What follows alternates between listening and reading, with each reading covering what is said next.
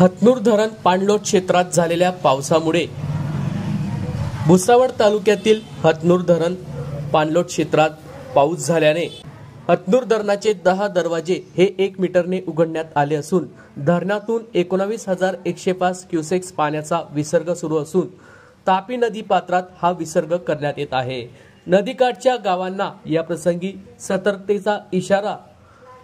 हतनूर प्रशासनाच्या वतीने देण्यात आला असून हतनूर धरणाचे 10 दरवाजे हे आज दिनांक